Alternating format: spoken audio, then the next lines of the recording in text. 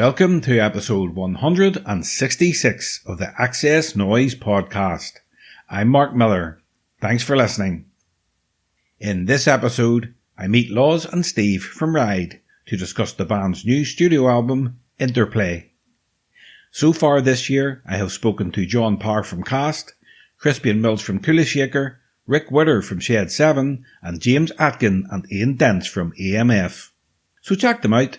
And if you like the podcast, please subscribe on your favourite listening platform, give us a rating, and leave a comment.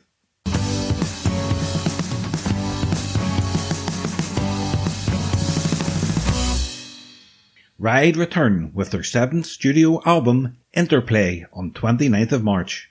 The new record is the Oxford Four Pieces' third since reforming in 2014. Having now been together longer in their current second phase than their original iteration as 90s shoegaze pioneers. In this interview, Laws and Steve delve deep into the new album. We talk about the band's split and reformation, and we also look back on their amazing back catalogue of albums and their favourite Ride songs. So sit back, relax, and enjoy the XS Noize Podcast with Laws and Steve from Ride. So hi Laws, hi Steve, welcome to the XS Noize Podcast. Hi, nice to be here. So Ride are just back off a US tour with the Charlatans, so how did the shows go? They went well, yeah. It's the second time we've done it. We were there this time last year we were there for the first leg of it, which took us from New York across the kind of northern states into Canada and then finishing up in LA. And then this time we started in San Francisco, did LA again, and worked through the southern states and finished up in Philadelphia. The shows the two bands work really well together. We sort of alternate headlines each night. We play 80 minutes each, which is a long night for the audience, but it seems to go down pretty well. The shows were, pretty much sold out all the way. So it was good. It was very enjoyable. It's always a good venture to go to America anyway. So, it was all good. Go ahead, it was super smooth. It was just like carrying on where we left off, really. We'd worked out a really good way of working together on the last tour. And it really, really was uncannily like it just paused, but we literally carried on where we left off, even though we played a couple of places again and finished it off. And it was, I'd say it was super smooth, less dramas than the time before when we both had a few issues with tour buses and the cold and freezing and, some of the weather. But this was just, even though there was a bit of cold, it was pretty, almost like unproblematic. There really weren't any issues, no dramas to report. And I've seen that Tim Burgess joined you on some occasions on stage for some songs. Yeah, he came and helped us out with a harmonica part on a song called Here and Now. And in order to pay for his services, we had to lend him Andy to play on North Country Boy, do the slide guitar part. So, we kind of borrowed each other's band members. Well, the band are back with your 7th studio album, Interplay. It's being released in March. The new record is your first in 5 years and third since reforming in 2014. So when writing the album, did you all sit down and write the album together, or did you each bring individual ideas to the table? What was the process for this record? It was both of those things. With we approached this album completely differently to any other album we've made, in as much as we started with a blank sheet. There were no demos allowed. And we were just coming out of the back of the pandemic when we were allowed to meet, 4 working people or colleagues were allowed to meet. So we took the advantage of that rule and got together in Mark's studio in Oxfordshire and just decided to set the instruments up and see what happens. A lot happened. We had about 3 sessions doing it this way over the course of about 6 months. And a lot happened. We got a lot of material together, but I mean, I have to say quite a lot of it was pretty terrible. And I think ultimately we're very good at doing kind of 9-minute space jams that kind of don't really do anything. But from having said that, we did manage to pull a few of the ideas out of those long jams that have turned into a couple of songs, a couple of tracks that feature on the album. But it was an experiment that didn't go particularly well. So we decided that it was time to bring home demos in. Just to kind of invigorate the whole kind of writing process, because we thought we were just sort of getting a bit kind of a dead end, really. So the home demos came in, and that's really when the album started coming together. We brought in a producer as well, Richie, who'd worked with Errol on our previous album as a engineer at Salt and Battery. And yeah, from then on, we worked very fast, and the album sort of really came together. And we finished it off with a week in Vader Studios I can't even remember which county it's in, but in the Midlands somewhere. A nice residential place that we put the finishing touches to it. So yeah, a slow start, bit of a confusing start, but it all came together in the end. I read that the album was inspired by the likes of Tears for Fears, Talk Talk, and 80s era U2 and Depeche Mode. Now, they are bands I would never put in the same sentence as Ride before. So why did you decide to take this approach?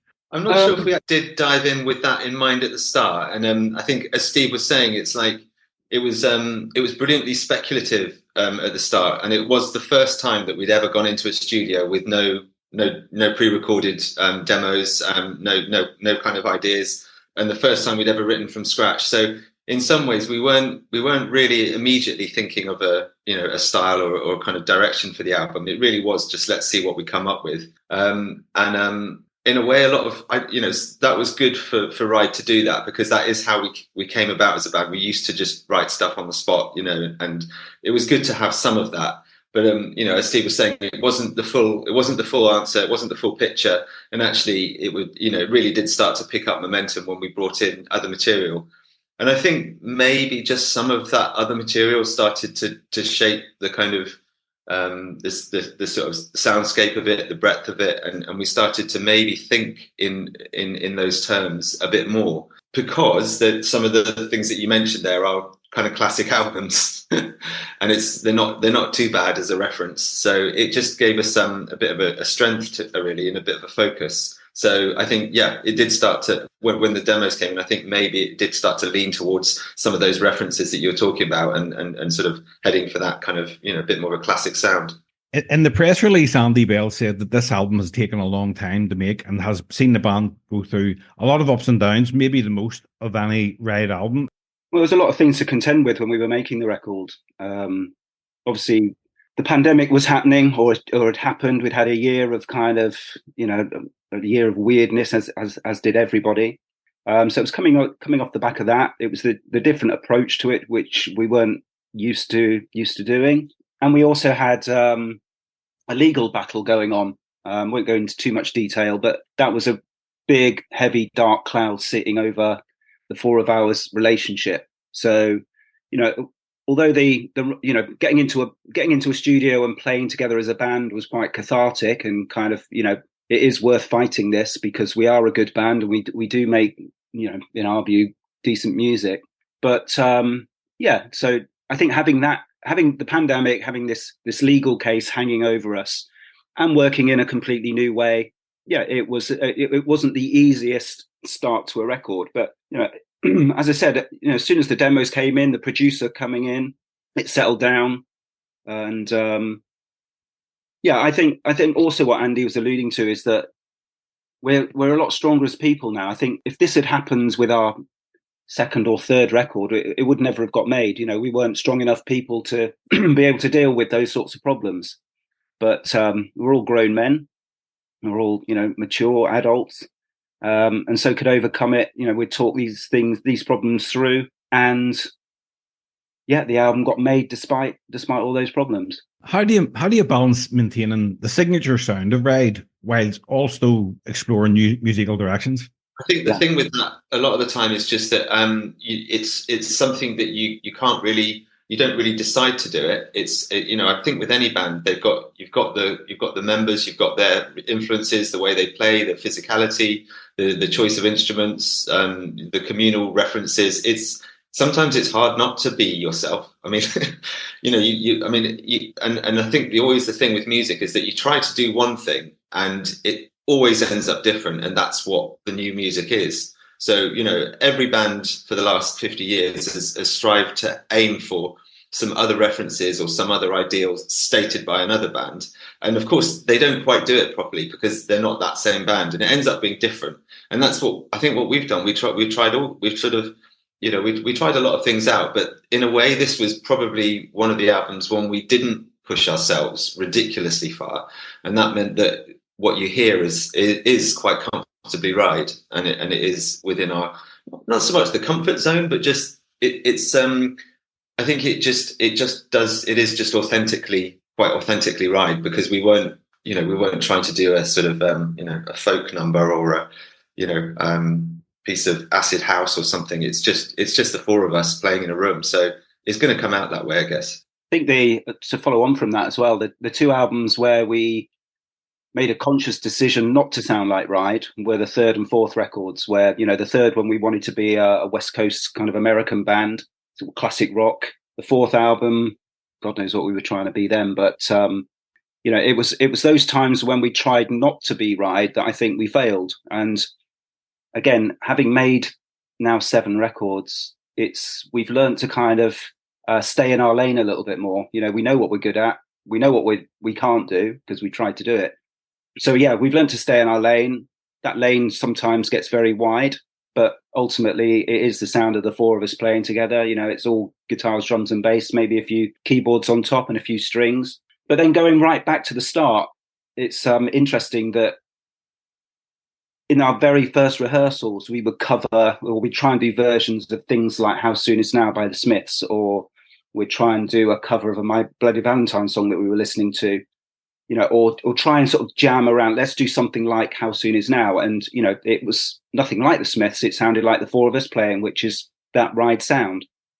So, it's not a conscious thing. It's just a natural, the way we naturally sound, I guess. Well, there's so many great songs on the album. I'd like to talk about some of them. The first single you put out was Peace Sign. It's a fantastic track. Why did you decide to put that out first? And can you tell me about the genesis of the song? I'd just say that it was, I suppose it's just the impact. It just has impact. It works at the start. I don't know, it's the way it starts. I think it seemed like a good one to start with. There's, as you say, there's plenty more to follow, and everything's got its place. But just for sort of grabbing attention on the airwaves, and when it starts, it just kind of there is a sense of something happening, and it might turn a head or two. So it's just I think it just felt like a good first statement, something to open the gates with. But as you say, there's plenty more to come, and what is the singles to follow and so forth are all great. So it just felt like a grenade to open the door, really. We had a reference for that when we were first jamming that one out. We wanted it to be like Public Image, kind of almost like a reggae bass line, very repetitive, but with some sort of quite furious drums on it, quite up tempo. And so even though that was the starting reference, it doesn't sound anything like Public Image now, but that was where it kind of, right, let's do this bass line, let's speed it up, let's put these sorts of drums on it and see where it takes us. And it was just, the riff came about very nicely. And then Andy went away, put the top line on, and we had a song. After listening to the album many times, I think today, anyway, my favourite song on the album is Portland Rocks. What can you tell me about that? That came from one of the demos. So the original demo I have of that is, it's pretty faithful to the demo. I mean, it's come out classic Ride. It is very big guitars. It's 4 chords that rotate round. Again, Andy's put a nice vocal on the top, which sort of elevates the whole thing. But yeah, it's just the idea was just, it's just basically guitars, drums and bass. There was a synth line on it, which I kept hassling the guy who mixed it to turn the synth up, but to no avail. But I think he's made a really good job. It's a nice, big, uplifting, fat Ride sound thing. Absolutely. And there's also Sunrise Chaser, and the other, is it Asoria? Have I pronounced that properly? What was that pronounced? Esawera. It's Esawera. Yeah, it's called Esawera because when we were jamming these, this is one that came out from one of the jams. Obviously, these we had about 20 of these long pieces of music, and obviously you can't just call them the long one or the jammy one or the guitar-y one or the synth one. So we decided to call them all by place names. And Essaouira is a place in Morocco. So that's right. For no other reason, it's called Essaouira, just because we were thinking, well, what does this sound like? It's nice and kind of ambient, and you can imagine hot Saharan winds and the sea. Yeah, Essaouira. So I love the way it starts. It's a fantastic track. It's pretty long as well. It is pretty long, isn't it? So a lot of those place names are gone, but that one has stayed. So some of the jam tracks have been replaced by, proper titles, but that one's just stayed as it was, which is good. I mean, that's pretty much the way we first recorded it. It was, the four of us built that up as a demo in Mark's studio, right from scratch. And then Richie came in, the producer. He desperately wanted to have another crack at it. And although we did record it, we were like, no, it's the new version is good, but it doesn't have that. It's missing some of the kind of the vibe of the original. That I don't know what was missing, but we really persevered and tried to recapture the first demo feeling, but with better playing, I guess. And he's done quite a good job of doing that, I think. Well, those songs I mentioned, I mean, each day there's different ones that I prefer, but those are the tracks that I prefer today. So is there any particular songs on the album that you both feel most connected to? Okay, for me, I think my favorite track is Last Frontier. I just love the moodiness of it. I love the way Andy sings it. It doesn't sound, Andy doesn't usually sing like that. So it's quite a fresh approach. It's quite a dark sounding record. It's very Joy Division-y. Again, and the drums on it are great. Loz was like, don't play any fill-ins. It's just got to be the same rhythm, pounding rhythm all the way through until at a point when he can let loose. And that's where it kind of really lifts and the drums come alive. But yeah, I just like the way it chugs along. Lovely chords, nice singing, good song. What about you, Loz? I mean, it was a real surprise for me the way it came out. But for some reason, I do like the way that Light in the Quiet Room kind of came out with the Spaceman 3 vibe, I suppose. I don't know. Again, the way that Andy approached it, I think it's quite moving. And I guess it's just interesting as a track. And it does stuff that Ride do quite well. And maybe for that reason, even though I, I guess, even though I know it, it still kind of surprises me, and I quite like the way that's come out in the way, for some reason. I didn't think I would, but it has. I know you're just back off tour in America. Will you be announcing any dates in support of the new album this year? Yes, we will. We're going to announce a UK tour shortly. It'll be in September, I think. We just changed agents, so we're waiting to hear about what dates we're lined up to do as well. But we're going back to the States in May to do a short headline tour to promote the record. I fully expect us to go into Europe. We're going to Asia to play a couple of festivals. I'm hoping we'll get a couple of UK festivals over the summer, and we'll go back to America at some point to do the States that we're not going to do in May. So yeah, hopefully, fingers crossed, it's going to be a busy year, and we'll go to all the usual territories. Ride have now been together longer in your current second phase than you were when you were 90s shoegaze pioneers. So apart from age and being a bit wiser, how different has it been in the band now in the second phase? I guess the first phase, it was it went through a lot of excitement, and our rise to fame, if for want of a better term, was very rapid and very, very exciting. From the very first point where you have your first rehearsal and you get excited about playing together, to going into a recording studio the first time and then releasing your first EP, all these kind of little milestones were, wow, we've released an EP. Look, Mum, this is a record we've made. And then an album comes out, and then you go on tour, and you do 30 dates in the UK in the back of a van. All these things are massively exciting.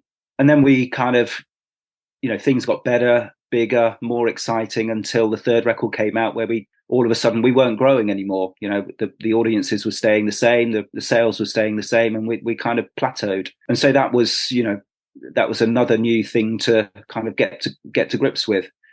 With the new incarnation, we kind of know each other as a band. We went in at a certain level, from playing to people that knew us from the original days, and so it's kind of it's just been a different journey, really. It's been just as exciting, but for other reasons. Making a third record together in the new part of Ride.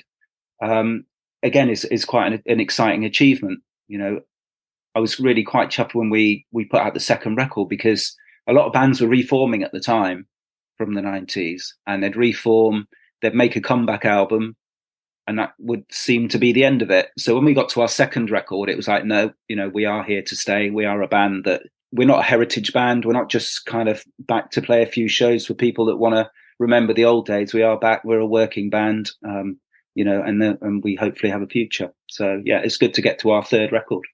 Yeah, I'd say, I suppose it in just, in a simple terms, it just feels more conscious, or I'm more conscious of it this time. And, the first time round didn't even really take on board what was happening. And, the whole thing almost went in a bit of a blur and wasn't really kind of appreciating what was happening around me.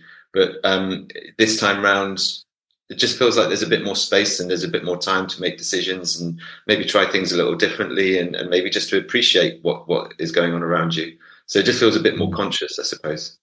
Yeah, I mean, appreciating what's around you is, the first time round, I think we took it a lot for granted. None of us ever saw the band finishing. It was like, we're going to be in a band forever. This is our job. We were young. We didn't really have a career before that. So this was, we're in a band. This is our career. We'll make 20 albums. And then when it finished, it was a major, major shock. And we had to do personally had to do a lot of growing up very quickly, had to find a job, had to find an income. We had mortgages to pay, etc.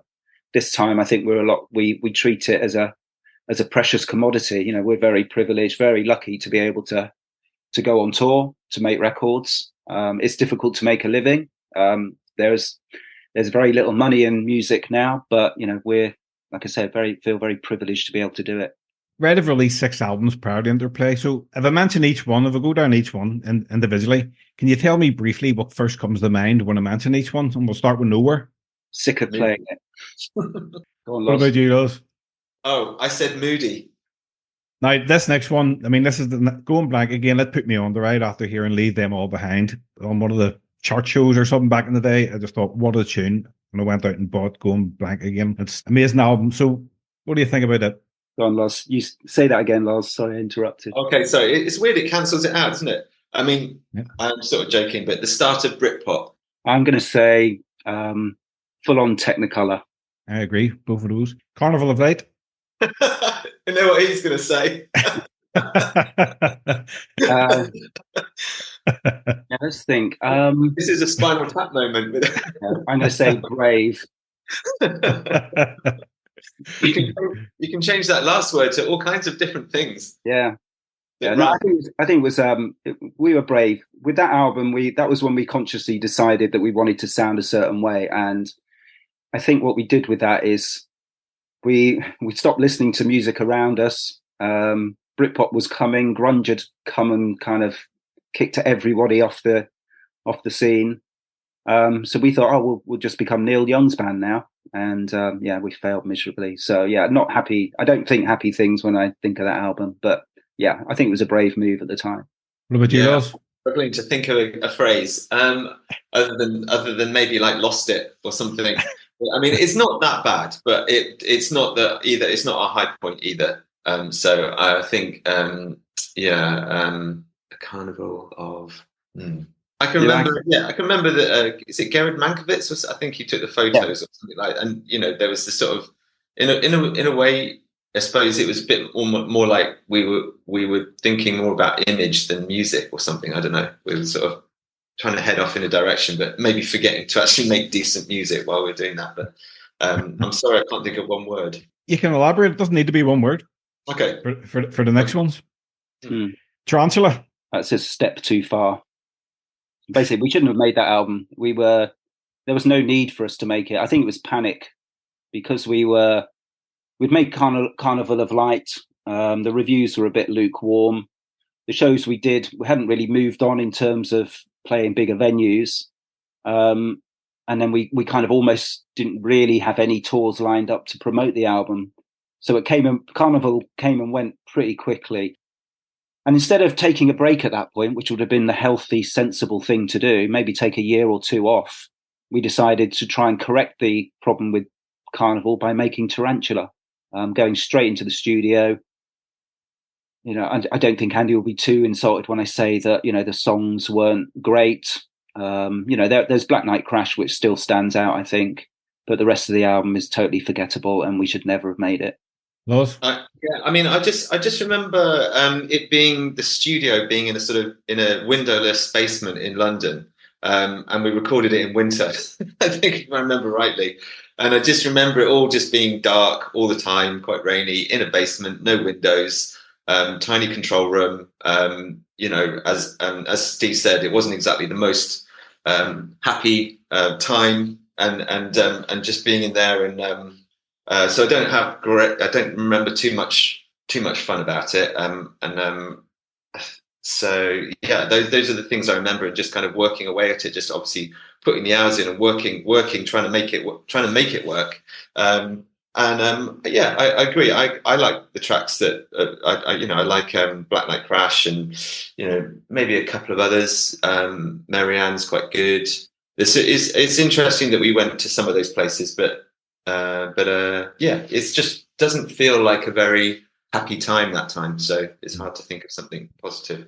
I mean, the band was falling apart at that time, but I do remember because it was just off Oxford Street, and the producer was a guy called Digby Smith, who was a bit of an island record legend. I think he'd worked with Bob Marley and Steve Winwood, and he got great sounds. To be fair to him, he got great sounds. He got us playing really, really well. I think it's a very tight sounding album. I think we sound good as a band. The playing on it is really good.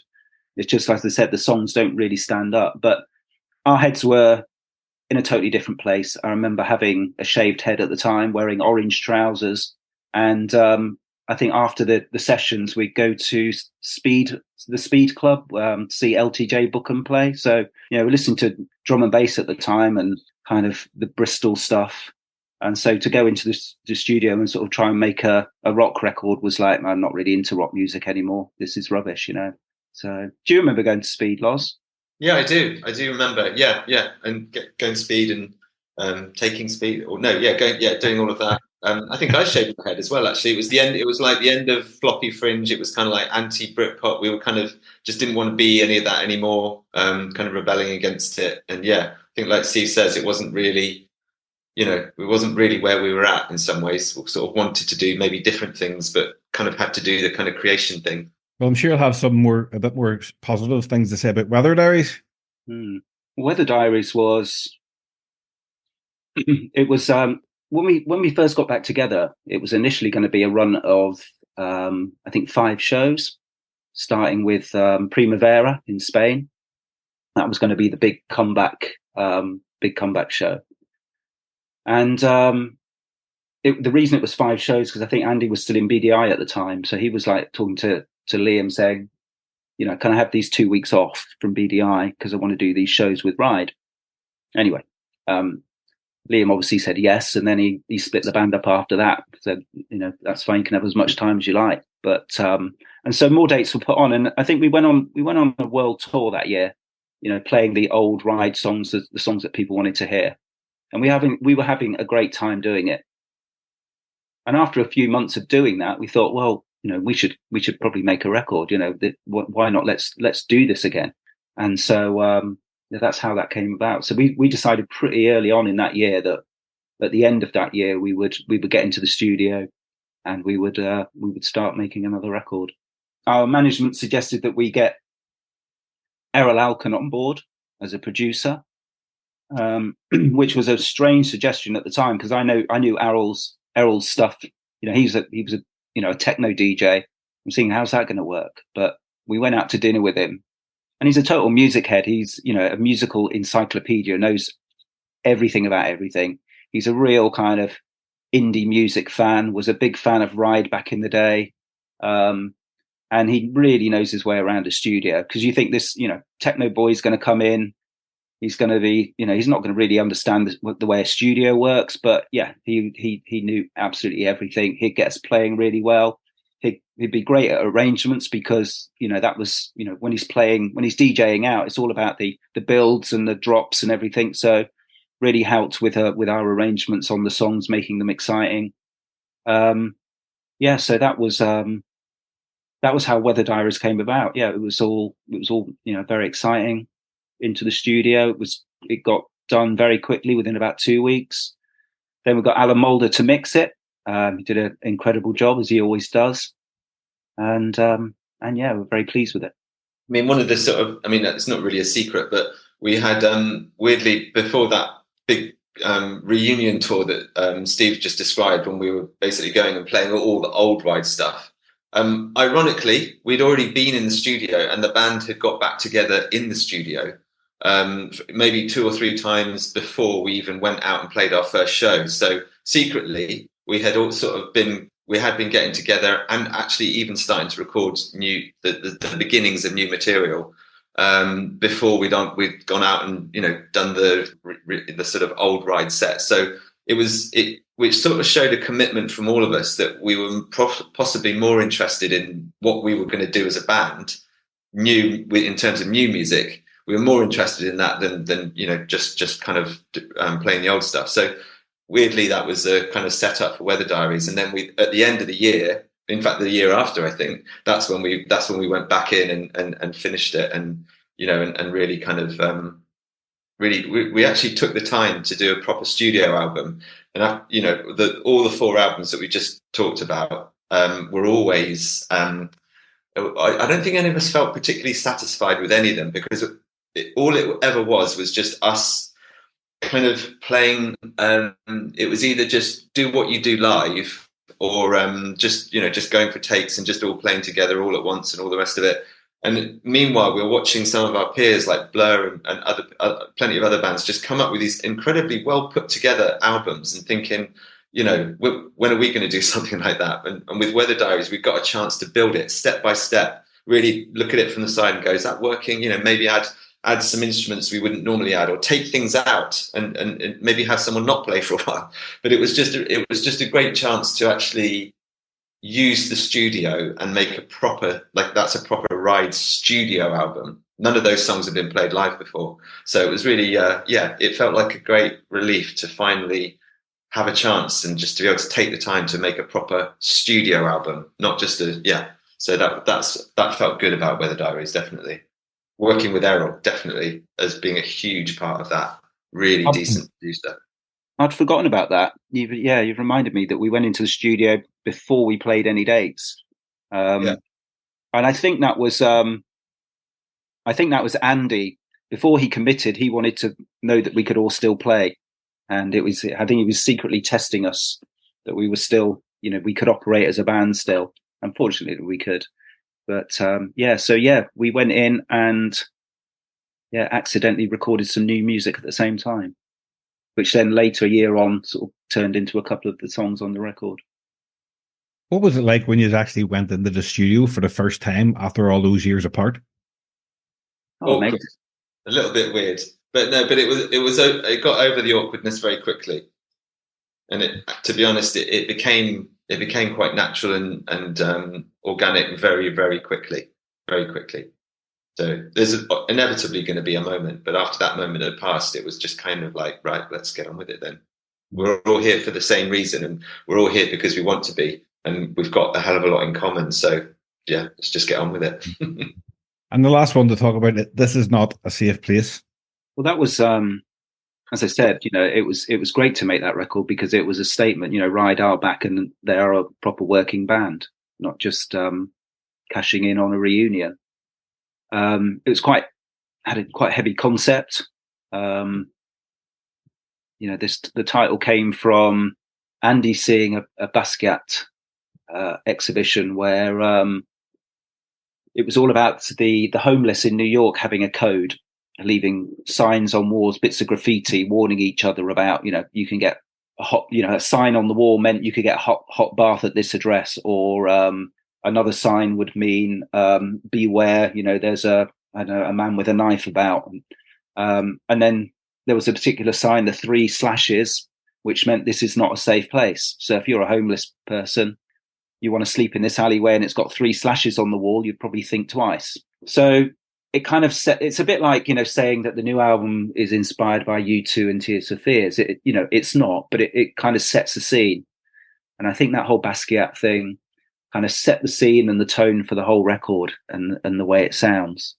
And I think, listening back to it now, it's quite a dark sounding album. I'm very proud of it. There's some really, really good tracks on it. We play it really well live, I think. Yeah, it's a good album. I'm very proud of it. It was, I think Weather Diaries was all about. It was a bit like Going Blank again. It was a kind of a free for all. There was no concept there. It's a collection of a lot of ideas, a lot of demos, a lot of songs. All, as Loz says, well recorded and well crafted and put together.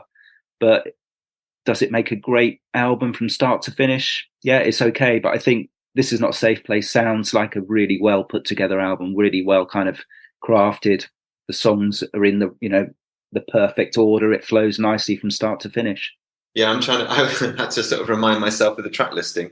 Yeah, I guess it was a bit of a gamble to go with Errol again in some ways, because in some ways it felt like it might have been time to switch it up and do something different.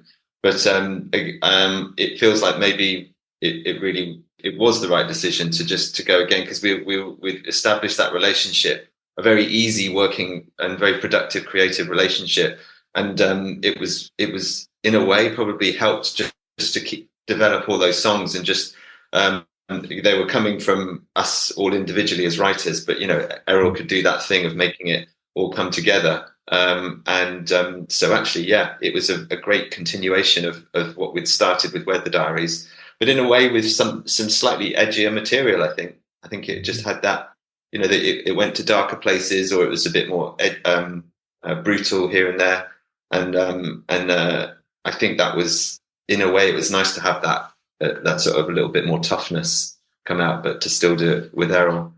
I mean, stuff like Cali, yeah. Just a few more questions left, guys. I'm going to put you on the spot. If people want to understand the music of Ride, what are the 5 songs they should listen to? Well, should we go for 3 each? We'll do it in turns. So if you start with, is that all right? Yeah, it's 3 each. It's my podcast now, all right? Let's go for 6. Yeah, go ahead. Go 6. So you start then, Loz. So you're going to go for. I think Close My Eyes as definitely represents the young Ride for me, as where we were at mentally, and the influences that we bring to it. Distorted bass from Steve, and the kind of the heavy chords, Mark and Andy, the sentiment in the song, the way we play it, and the way that it goes to a little bit of a nice jam at the end, which probably surprised all of us at the time. We didn't know we could play. Yeah. And I think we remember listening back to that and liking it. So let's take it in turns, because I need to think now. Yeah. But I mean, someone is going to have to say Vapor Trail. It's our most streamed song. It's everybody's, it's a firm fan favorite. And I'm immensely proud of that. It's Andy's song. But it shows that Ride we're about songs as well. It's about the songwriting. It's not just about the music and making a huge grungy noise. There has to be a tune, a melody, and some nice words as well. So, yeah, I think that really does paint early Ride quite nicely. I mean, if we're going for ones that, I guess, it would be weird to not put in Leave More Behind, but it does seem to be a good summary of the things that we do and that we're good at. So I guess that should be in. Yeah, I'm going to comment on Loz's choice as well, because it's my podcast now. I think Leave More Behind is a great choice, because it kind of summed up where we were at the time. We were getting a little bit cocky. We'd released Nowhere. We'd got great reviews. The shows we were playing were selling out quickly. So making our second record, we felt a bit kind of invincible in that we can start using synths and strings, and we'll start doing what we really want to do. And Leave More Behind was a good example of that, where we said to Creation, we want to release Leave More Behind as the first single. It's 9 minutes long. There isn't going to be a radio edit. It was showing that kind of awkwardness, a bit kind of being New Order about it. So that's a great choice, not only for the sound of the record, but it shows people where we were at the time as well. It was like I said, we were uncompromising, awkward little shits really at the time. Oh, it's my turn, isn't it? Yeah. I'm going to go. So let's move on through the ages. I think actually a step back. The track today is us at our most shoegazy. So we're called a shoegaze band, and I think really it's only the first few EPs and albums that are classic shoegaze. After that, I think we left the genre behind a little bit. But I think today is as probably as shoegaze as we get. So if anyone wants to know what shoegaze is, listen to the track today. How many is that? 2 each? That's 2 each. Yeah, I'm split now because well, I'm always going on about how I think Paralyzed is a really good track, and I'm really, I think it, but that would be going backwards. So it's tricky. I think I'm just going to say Peace Sign, the new single, because I think it is a good representation of the new sound and where we are, and while still managing to hold on to a lot of our influences. And I think it does represent us as a new song. Yeah, and then I'm going to finish off by saying, I think one of our other important tracks, just to kind of illustrate the sort of band we are and the sort of the different types of songs that we produce, and that's Future Love. It's, punchy 3-minute song. It isn't the epic, tracks that like Leave More Behind or Today or Close My Eyes. This is a short, punchy 3-minute pop song. Great guitar sounds on it, great drums, nice up tempo. It's classic Ride in many ways. Yeah, and I mean, I know we're not allowed anymore, but I think, and also I realised I made a mistake earlier because I mentioned Cali as if it was on This Is Not a Safe Place. But obviously we've run out of options, but just, Cali should be in there somewhere, I think. You may ask Steve, it says podcast. Oh, yeah. I'll allow you that. So our top 5 consists of 7 songs. That's pretty awkward, isn't it? 2 more questions, guys. For us music fans, music is the soundtrack to our memories. What song or album, when you listen to it, brings back the best memories for you? I'm going to go for Plastic Letters by Blondie. I used to have I taped it off somebody. I don't know, I must have been, I'm thinking 11, 12, 13, but I remember playing it over and over again on one of those little cassette players, lying on my nan's living room floor. She'd be sat on the sofa, chain smoking away. I'd have this album on repeat, reading the Beano or something. When I hear that record, it takes me straight back there. So yeah, it never fails to bring up that memory.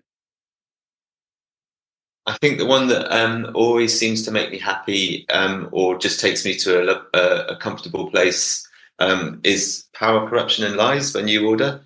I think it just really does encapsulate the moment when I was really starting to get into music, and it just opens up my world again, and it just takes me back to being a teenager at school, and just maybe those days when because we lived in the middle of nowhere, if it snowed, you'd be cut off and you wouldn't have to go into school, and I'd just play records all day, and it just takes me to a happy place of just being able to go off into a world of music and just very happy times. Both great choices. Last question. If you could go back and relive one musical moment from your career, what would it be? I think I know. It would be Reading Festival supporting Public Enemy. I'd have to agree. I was going to say the same thing. Reading Festival, yeah. Again, it sort of falls into that category of we didn't really, you weren't conscious at the time of what was going on, or what was happening, or the opportunity, or the immensity, or anything. And I would very much like to go back and enjoy that whole day. I mean, Reading Festival at the time was the festival to play. We weren't quite big enough to headline it, but that show we were on stage as the sun was setting. Am I right in thinking Concorde flew over during our set? Is that right, Loz?